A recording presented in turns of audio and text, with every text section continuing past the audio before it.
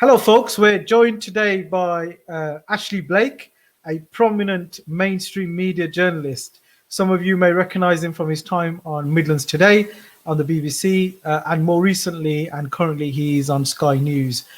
Born and brought up in Les Owls, you would have watched his story, his leadership journey on the Les Owls First website. If you haven't, please go across there and watch his story. Many of the young people in Les Owls have, and they've sent in some questions that they want us to put to Ashley today.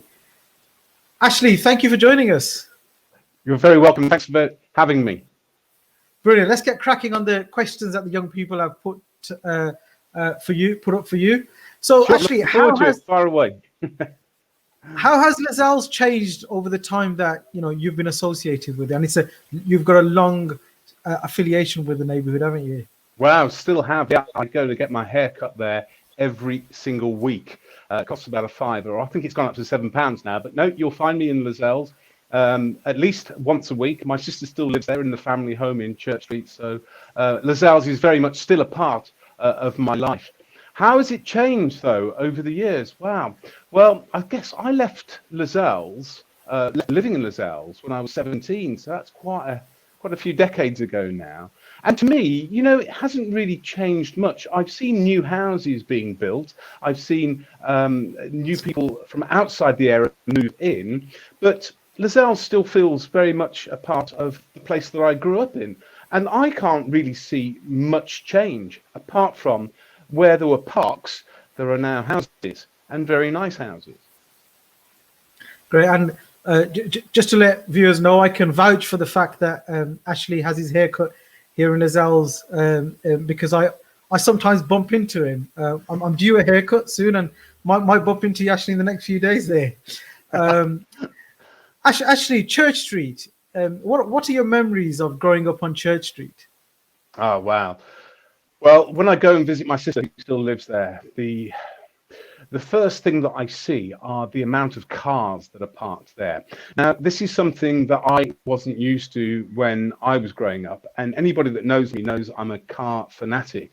But we never had a car in our family, but my brother did, and mum's friends did. So whenever they used to visit, they obviously used to arrive in a car. And there were very, very few cars on the street. So when I go there now and see the roads, quite narrow roads, because the roads haven't widened, but there are hundreds and hundreds of cars there. That's the most stark thing that I see these days. But again, Church Street looks pretty much the same. I remember coming out of my front door and having this fantastic view of the city centre, the BT Tower, and the skyscrapers there now. That's another thing that I've noticed that has changed. Birmingham city centre, new buildings have been erected, and it just adds to that fantastic landscape that you get from Church Street and Anglesey Street and I think Carpenter's Road as well. But Church Street was a fabulous place to grow up. Very, very neighbourly. One of those places where you could leave your back doors open. The gardens are very, very long, and they weren't fenced off when I was living there. They had these sort of wire sort of gate-style fence posts, so you could clearly see into your neighbour's garden, and they could clearly see into yours. And it was very much a shared space. So whenever you were out in your garden, you would always see your friends or the neighbours, and you'd always be welcome for a cup of tea or some of the latest food that they're cooking. It's a great place to live, Church Street was. Great. The thing you said about cars and the number of cars is something that comes up in many conversations. I remember, like you, growing up in Les Owls, and we would often play in any space you can find. You'd play cricket, you'd play football, and at times, one of the goals could be in the middle of the road. Certainly here on Leonard Road, we'd play in the Grove, Mytle Grove, and the cricket boundary would be in the middle of the road, and people would field there. You can't imagine, I couldn't let my kids go play out there now, could we? Because of the number of cars out there. Well, this is it, yeah. Actually, you've always been willing to help people in Les Owls, and you've given up so much time, to be part of this project. But do you want to give us some of the examples of how you've helped Les Owls? It sounds like I'm sort of boasting a bit. I don't feel as though I have helped out as much as I could. But because basically, the television is always very busy, and you're all over the place, up and down the road to London and stuff like that. So I always feel disappointed that I can't help out as much as I can. But I've always championed the place that I grew up in because I think it furnished me for a successful career in journalism. To be able to talk to people at all different levels from all different walks of life, well, that has been born out of Lascelles because it was a very sort of migrants area. People would move in, people would move out. I remember Vietnamese, I remember Chinese, I remember Irish, Black, Asian, Bangladeshi, all sort of passing through Lascelles. They're all friends of mine. And we were all friends. We all got on really, really well. And I had to find myself understanding sort of different cultures and different religions and stuff like that. Little did I know, Wasim, that this was going to stand me in good stead for my career. So wherever I go, not just in this country, but around the world, I'm lucky enough to travel the world, and people ask me where I come from. I always make sure that I tell them about Lascelles and put some of the stories right that people have heard about Lascelles. Of course, they remember the riots and in '85, and they remember all this sort of discourse. And I was like, well, it's not really like that. And if you were to ever visit the place, you'd see that it was a melting pot of a brilliant diversity, great smells from the cooking and the herbs growing in people's gardens, great cultural diversity too.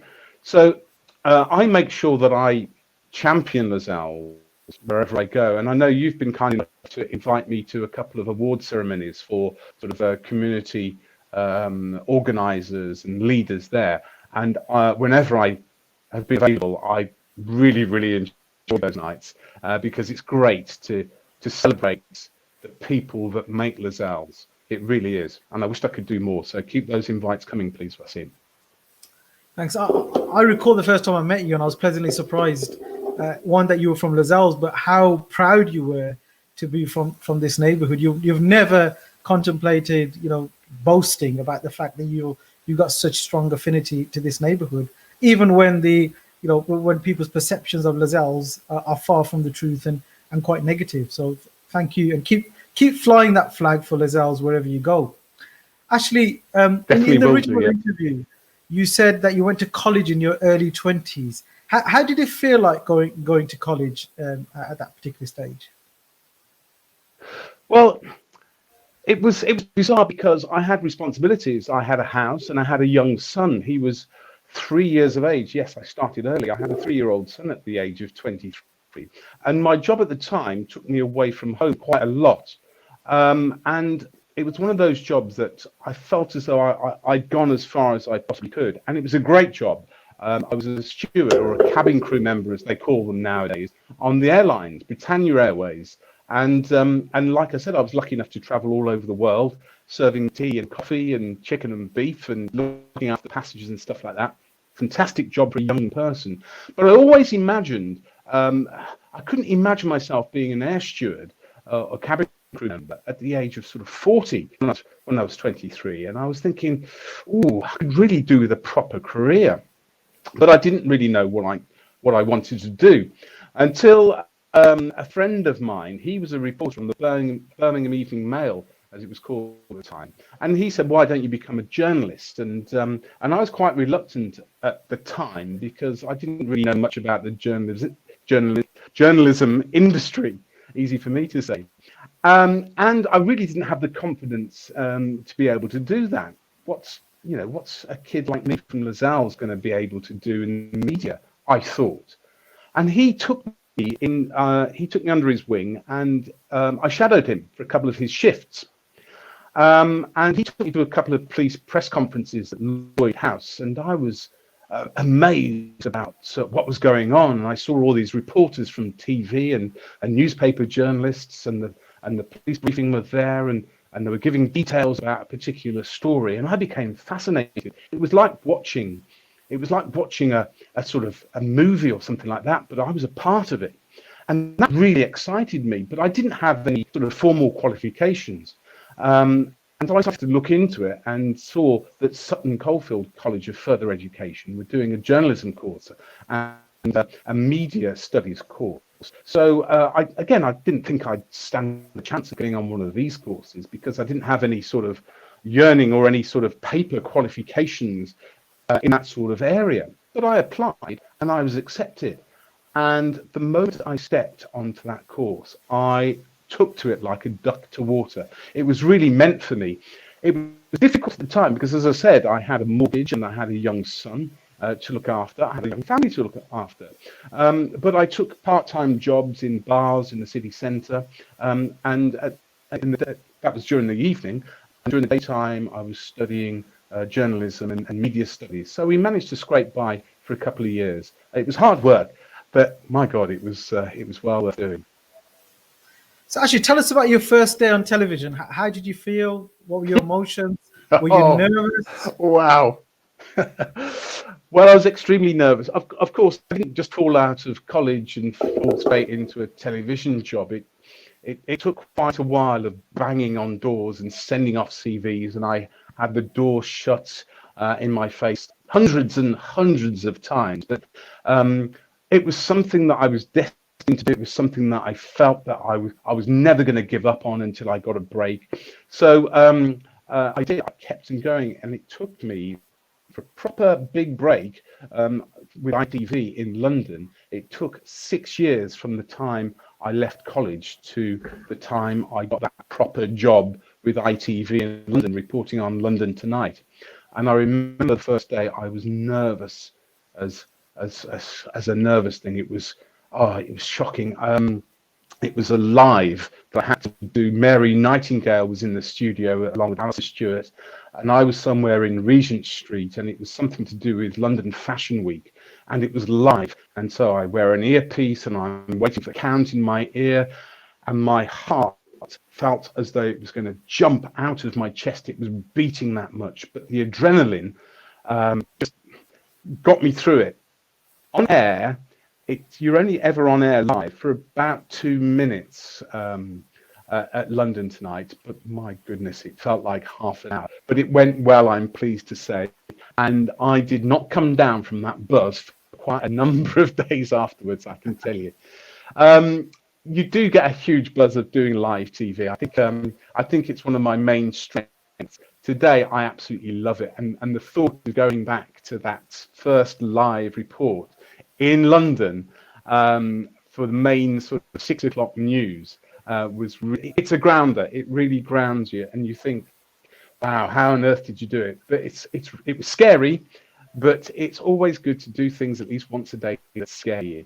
And I still get sort of nervous now when I do live reports, but it's more sort of excitement. And you know what, Wasim? If I didn't get nervous, or if I didn't get excited at doing live television anymore, then you know what, I simply would think it's time to give up, because that's the biggest buzz of doing television, is the live reporting, and it's really, really enjoyable. Great. It's absolutely fascinating listening to you, and the emotions you go through on television is quite surreal. What did you do before journalism? I know you've touched upon the fact that you did some part-time jobs in bars and restaurants, but did you have a real career before journalism? Well, I guess I did. You know, growing up in Lozells, single parent, my mum, and so she worked 3 jobs, and so the onus was put on to us as the kids to look after the house. You know, the housework, the shopping. We were taught to cook and clean and iron and look after ourselves from a very early age. So we were very independent. And Mum also instilled a really good work ethic in all of us. So I was never out of work. My first job was on Victoria Road in Aston, and it was a factory called General Provisions. It was a bacon factory, and I was packing bacon from sort of 8 until 4, Monday to Friday. That was my sort of first job. And then when I sort of went to college and had the time during the evening, I worked bar jobs. So I had a bar job at the Dome, none of our younger viewers will remember the Dome, but it's on. It was a big club in the city centre. I also worked at a place called Jefferson's on the Hagley Road, and when TGI Fridays came to town, they poached me to become a cocktail barman there, which was great fun as well. So I always had jobs, but this was always steering me towards a career, and I didn't quite know what I wanted to do until I was probably. I did actually. I did know what I wanted to do. I wanted to become a policeman, but they weren't recruiting at the time, so I was asked to wait until I was 18 and a half. So during this time, I worked for bars, and I also had a part-time job with social services. My mum was a social worker, and she worked with young offenders, and I was able to get a part-time job helping out on various clubs that they ran, sort of like a cycling club and a canoeing club and stuff like that.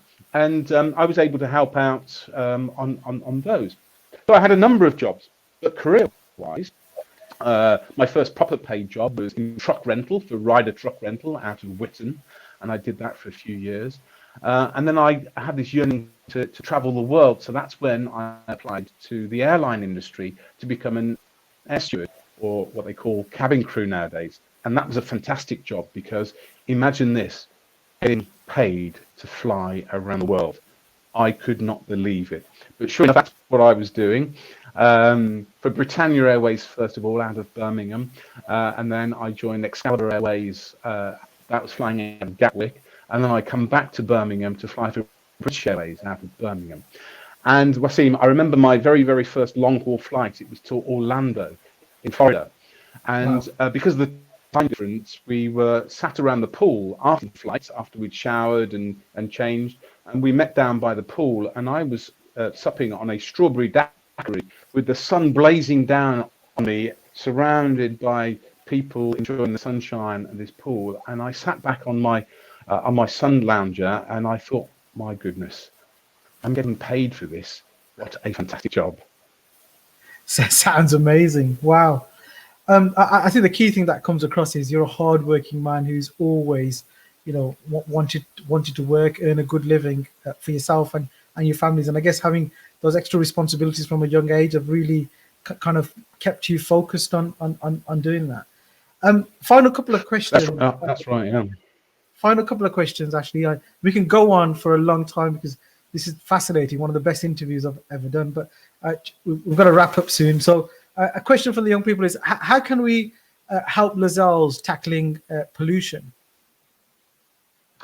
All right, great question. So I think in terms of pollution, we all have a role to play in our own community. For example, take away wrappers. There are bins to put them in. If there's not a bin, take them home. But what about going one step further? Not everybody is going to take their rubbish home with them. So how about you dedicate your time, it only need be an hour, once a week, to just go around your local area. It doesn't even have to be your area. It could be just your street. It could be just half of your street. But why don't you dedicate an hour of your time each week to start with, and just go litter picking?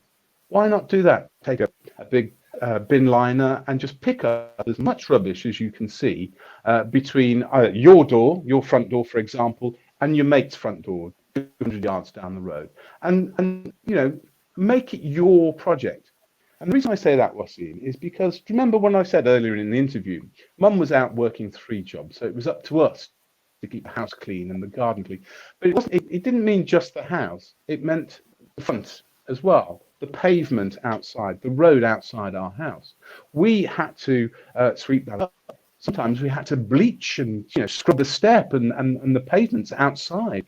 We have a lamppost outside of our house, a street lamp. We were even made to wash that down every now and again. Now imagine if we all did that. If we all took responsibility to clean our own space just outside our front doors. Imagine how much cleaner and pollution-free our areas would be. In terms of exhaust fumes from cars and stuff like that, I mentioned earlier as well, I gobsmacked at the amount of vehicles that are in the side roads of Lozells, including Church Street now. Really, do we all need that many vehicles? They're only smaller houses. I brought up in a small house. And we never had a car, but there were 6 of us in that house at one point. Imagine if we all had a car each. It's just ridiculous. There's no need for it. And because you're so close to the city centre, our business was always either in the locality, and if what we couldn't get from Lizelle Street or Soho Road, then it was a short bus ride or even walking distance into the city centre. So there really is no need to use a car and pollute the area, pollute the air. Great answer to a great question. Final question, Ashley. I know you could talk a lot about all your achievements because there've been so many, but if you had to pinpoint one, and this can be personal, professional, whatever you like, what would you say is your proudest achievement? Oh wow! Well, if I can get away with a couple, because I think they're really important.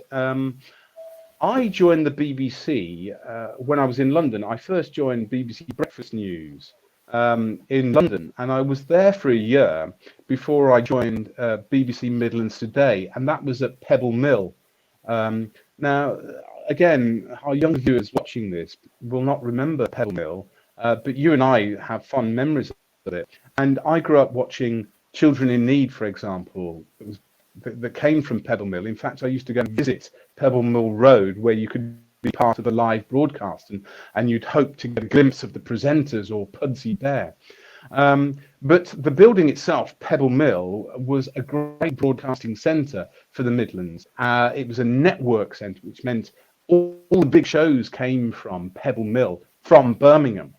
So when I got the job at Midlands Today, my proudest moment was walking through the doors of the place that I grew up watching, Pebble Mill.